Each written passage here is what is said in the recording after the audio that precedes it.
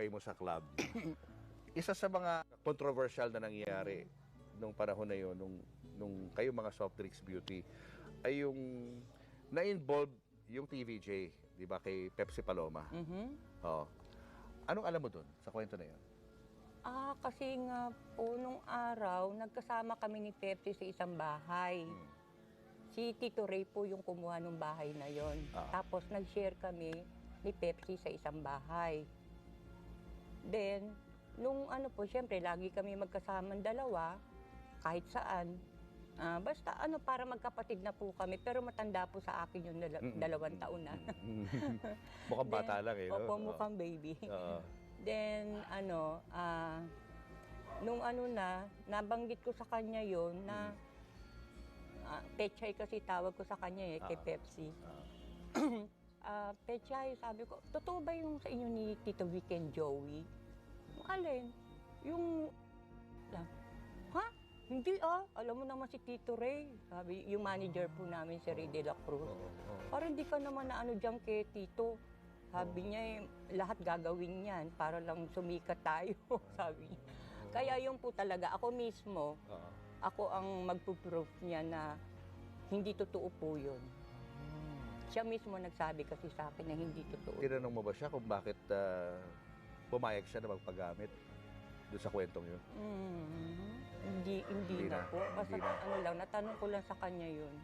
Kasi paborito ko rin po Tito Vic and Joey. Malaking balita yun eh, di ba, noong time na yun? Tanong ko sa kanya. May narinig ka ba kay Dr. Ray na sinabi tungkol doon sa pangyayaring yun? Wala naman po. Hindi siya nagano? Hindi kami pwede magtanong sa kanya. Basta kayong dalawa lang ni Pepsi nag-usap. May nabanggit pa bang iba si Pepsi sa'yo tungkol doon? Bukod sa sinabi niyang gawa-gawa lang ito ni Tito Ray? Wala na po. Basta yun lang pagtanong ko sa kanya, sabi niya, alam mo naman yung si Tito Ray. Oo. Meron daw bang hinihinging pera noong time na yun? Sa Tito Vic and Joey? Hindi ko na sir. Hindi. Hindi niya nabanggit. Hindi ko nabanggit. Wala siya nabanggit. Oo. Kailan kayo huli nakausap ni Pepsi? Kailan ba siya namatay? 85. 85. Ilang taon siya na namatay siya? Bata pa, no? Bata pa po. 20 plus lang. Lagi niyang sinasabi sa akin noon, yun nga, parang gusto na niyang mamahinga. Sabi ko, bakit naman? Sabi, pagod na ako. Kasi nung minsan, umuwi kami sa Olongapo, sa bahay niya, sa nanay niya. Bumili pa kami ng lechon sa may, saan ba yun, Laloma, para lang ibigay sa nanay niya. Pagdating namin doon sa Olongapo, pinahiram kami Tito Ray ng kotse niya yung service namin. Pagdating namin doon sa nanay niya sa Olongapo, hindi kami pinapasok. Galit yung nanay? Galit. Tapos yung ginawa namin, umalis na lang kami. Ano nangyari sa pagkain? Ayun, dala-dala namin uli. Pero, nung pag-alis namin doon sa bahay ni Pepsi, sa nanay niya, meron pala siyang inuupahan na maliit na kwarto doon sa Olongapo din. Pag umuwi pala siya, hindi siya talagang umuwi sa nanay niya, meron siyang inuupahan na bahay na maliit doon. Yun, nagkain na lang kami doon ng driver, saka ni Pepsi. Nakwento ba ni Pepsi kung bakit galit sa kanya nanay niya? Hindi ko po yun ang wala naman siya. Hindi niya na binanggit. Pero malungkot siya siyempre. No? Pero nakita ko parang ako rin, gano'n. Parang wala lang.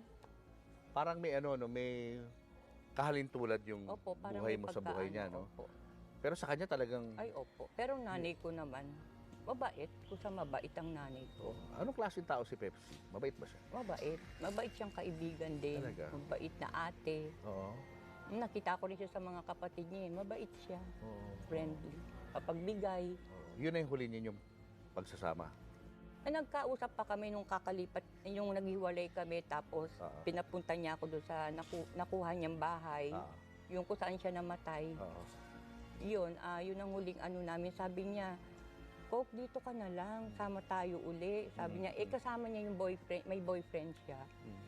So sabi ko, hindi pwede kasi pinauwi na ako ng nanay ko sa Pampanga, alam mo yun.